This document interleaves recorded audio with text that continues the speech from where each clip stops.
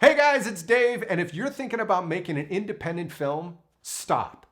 Trust me, just stop right now, okay? Don't do it. You're gonna fail. You're gonna waste your life savings, you're gonna destroy your life, you're gonna make enemies out of friends, and you're gonna end up poor, shriveled, and miserable, living in a cave like Gollum, clutching this horrible little thing that you've made. My precious. Don't be that person. Stick around. We're going to talk about 3 things that you can do before you even write your script that will help you make a successful independent film. Now, before we get started, please take a moment to like and subscribe and make sure you turn on your notifications so that you can get updated whenever I post new content. Here we go. The first thing to keep in mind before you even write your script is this: know your audience.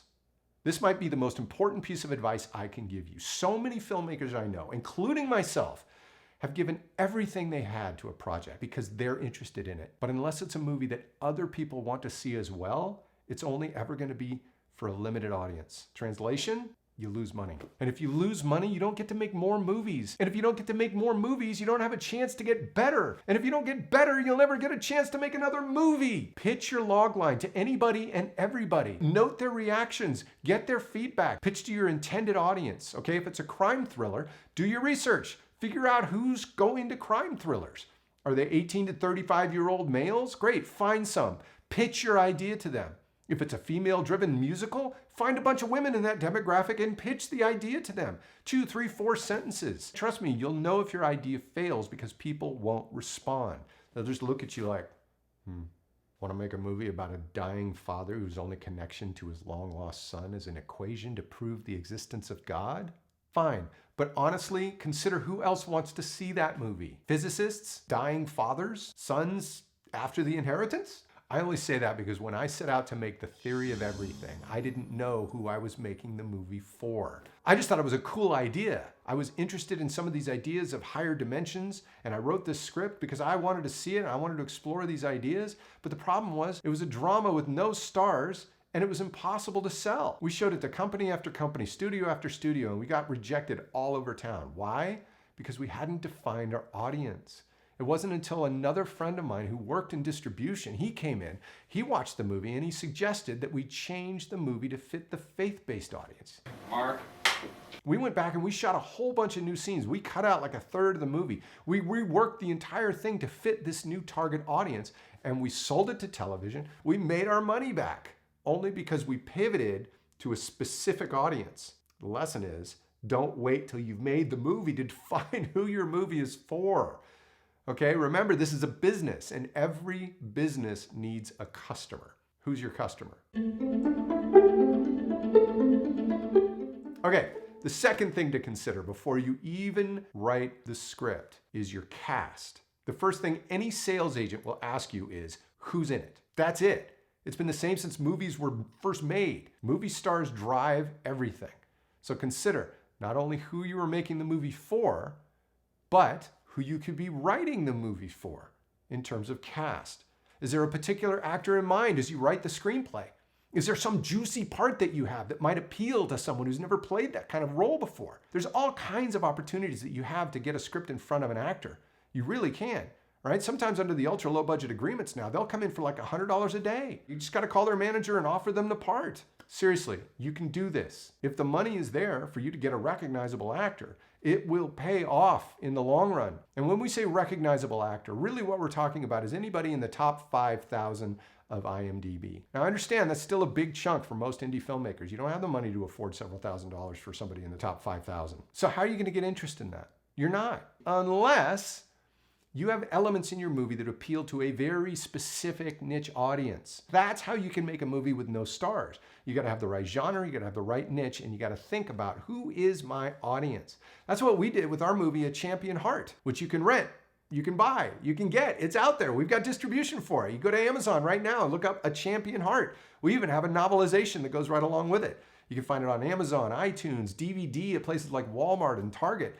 Okay, I'll leave a link to our website in the description. But we didn't have the money to afford a movie star, so we tailored the movie to appeal to tween girls and their moms. We cast great young actors around my daughter, including, by the way, Devin Key, who together with his brother Colin's Key have become complete YouTube sensations. And our strategy worked. Moms and their girls love the movie.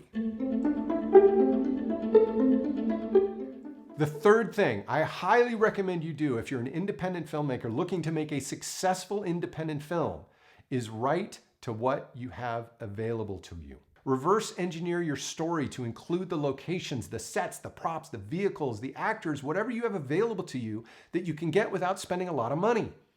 I mean, sure, it'd be awesome, right, to write the next ninja, pirate, warrior, time travel, epic in space. But think about it. Unless you know ninjas or pirates or maybe Doc Brown or Elon Musk, come on, you're gonna have to compromise when it comes to making your movie.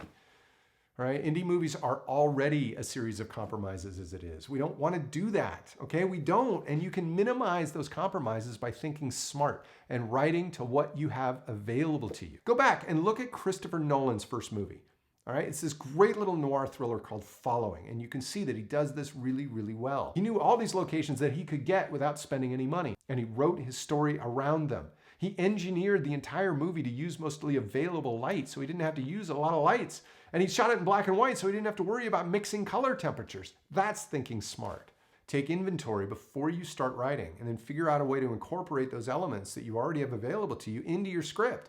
It'll help you tremendously when it comes time to actually producing the film, because you have all this great stuff.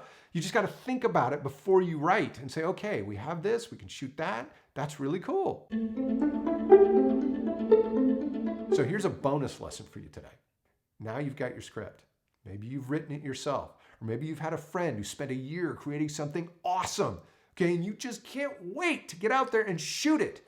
Trust me, I get it. Stop for a second, breathe, realize that the process of making a movie is a marathon, not a sprint, okay? And the script that you think you have might not actually be the script that you have. This is the time to enlist as much help as you can and get input from people who can actually help you sell your movie.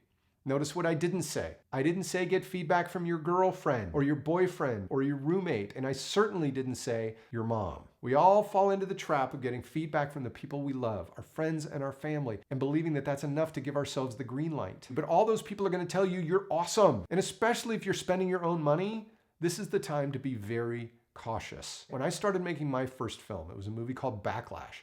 I was so eager to get out there and start shooting that I actually started shooting the movie without a finished script. I went out and got locations, we cast actors, we got vehicles, we got props, we did all this stuff, but we didn't have a finished script, let alone a good one.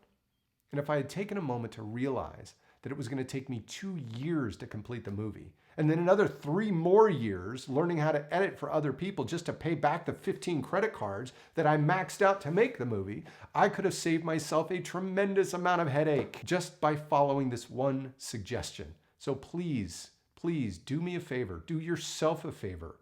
Find industry professionals to read your script. People who don't have an emotional connection to you or your work. And all it takes is one sometimes to give you some really good feedback and jolt you out of this complacency that you have, where you're looking at your script going, it's awesome, let's go shoot. And if you can't find a professional, trust me, there's a million script services online that will provide feedback for you. Yeah, you gotta pay them and you gotta do your research to make sure you find a quality service. But if you are willing to pay for quality feedback, you will save yourself a massive amount of money because you're not going to make a movie from a bad first draft. I know it's not easy to get feedback. Somebody calls your baby ugly, okay? You might get offended, but what you got to realize, all right, is that professional feedback is going to help you take off the parental blinders and see what's really there. And you've got to be patient. Good writing is rewriting. It's a process. Incorporate the notes. You don't have to take all of them, but allow them to help you see what's really on the page. Then you can put it up on its feet. You can get your actor friends together, read through the script, all right? Have a big get together, offer people food and drink and have a party and read through the script and just feel it. See how it is. How's the pace? Do they sound real? Does it sound written? Get feedback on the read through. And if you've got to write again, rewrite again, rewrite again, rewrite again. Having actors come in and read it, hearing how it really sounds. These are all crucial things toward making a great film. And remember, it's a business, Okay? If you can get to the point where you can make money, you get to do it again, and then you get to be even better. Look at Chris Nolan, look at J.J. Abrams, look at Jim Cameron, look at Steven Spielberg. They all started small. They got feedback, they learned, they got better, they made another film, they made a bigger film, they made a bigger film, and now they're making all kinds of just massive, mind-blowing kinds of projects. You can get there too, but you've got to start small, and you've got to be patient, and you've got to put your best foot forward, okay? So let's review. If you're an independent filmmaker saying, how do I make my independent film? Number 1, know your audience. Number 2, consider your cast. Number 3, write to what you have available to you. And number 4, get feedback. So let's all get out there and do it together, guys. Let's support each other. My goal is to help you succeed. So if you have any comments, leave them down below. I'd love to know what's on your mind. If you have any questions about filmmaking, if you want any feedback about things that you're thinking about, I'm happy to interact with you. Just leave a comment down below. Make sure you like and subscribe, turn on those notifications, and we'll see you next time. Go get them, guys. We'll see you soon.